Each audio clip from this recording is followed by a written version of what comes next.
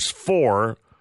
The Toronto Maple Leafs 1. Let's get to the phones and see what you have to say about this game and about this team and maybe about the season so far. Why don't we begin here? Caller from Oshawa. Beesa, you're kicking off the program. Welcome to Leaf Talk. Hi, Beesa. Hi, Beesa. Hi, Andy. Do you remember me from last game? There's not many Beesas around. Oh, well, I thought there was anyways. I do agree with Ron today. We did actually play one of our best games. I think, Lupo was playing well. Kessel was driving the net. He was winning battles also, which is impressive. And Connolly, I like his vision out there. I'm hoping Nikolai Kulemin could get going, but I think it all relies on James Reimer. Many people in Leafs Nation said that the season relies on him, and if he doesn't play or if he's injured or if he doesn't play well, we're not making the playoffs. So if we get Reimer back, I think we'll stay in the hunt. But now I think it's a sinking ship with all the injuries, so I'm not really sure what to do. Do you agree with, as you mentioned, Tim Connolly? And he started the game tonight, and I guess it was for the first two periods. I think we saw him out with a few shifts with Kessel and Lupul in the third. They had Connolly with Kulemin and Fratton. Do you think that was maybe a good move, Beesa, to potentially get Nikolai Kulemin going a bit?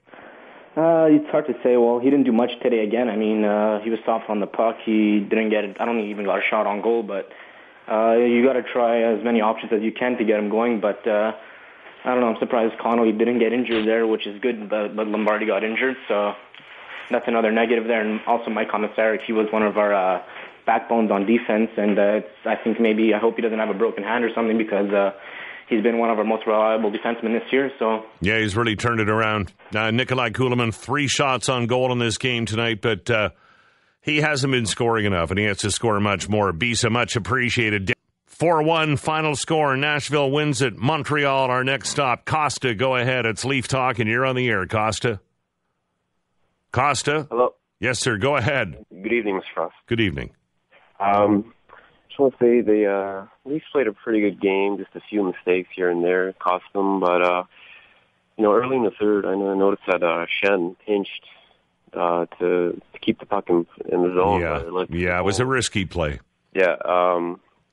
They did that on Saturday, too. It was Phaneuf who did that, acted like a fourth forward, and then they went the other way and scored to make it 3-1, and that was the game.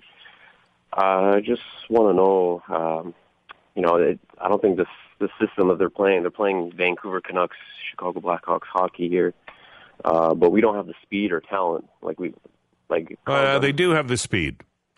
On the back end, though, like Phaneuf, Gunnarsson, they're not as quick as, say, like Seabrook, Edler, those guys. No, okay. Maybe not as quick as Vancouver, Chicago. This is still overall a very fast hockey team, though.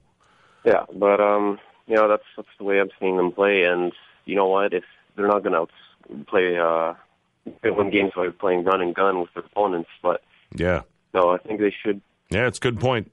Yeah, they should play more conservative style, kind of like even Nashville. Like we saw how they played today. They capitalized on mistakes. They just waited and they capitalized on mistakes. I think that.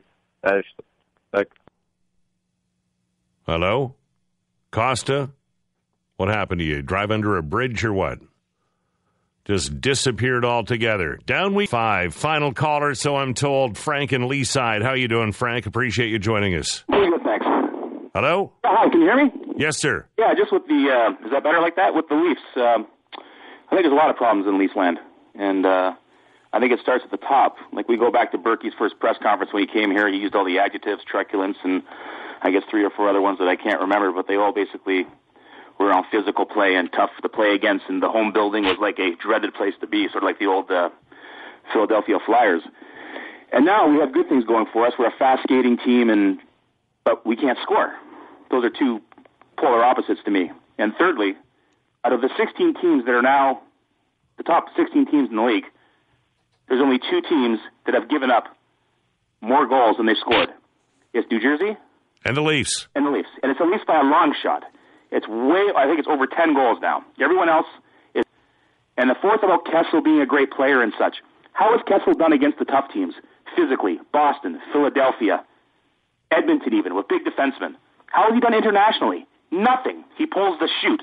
So Kessel's getting shots off and skating, but if you get traded from a team that doesn't want you, Aren't you going to want to go back at them like the Boston Bruins? What does he do? He buries his head in the sand.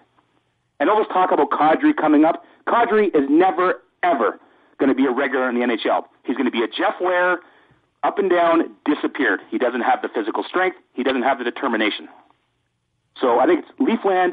It's got to get real. And I love what you do at ACC, and you bring the crowd up, but I think you bring a little bit too much of the Homer flavor, so to speak, to the air on the radio.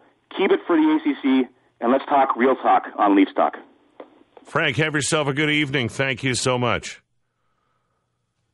Just generally trying to be somewhat optimistic, whether it's about the Leafs or anything else. Frank, you're very, very angry. Angry about a lot of things. Not sure what's going on in your personal life, but you sound like a very angry man.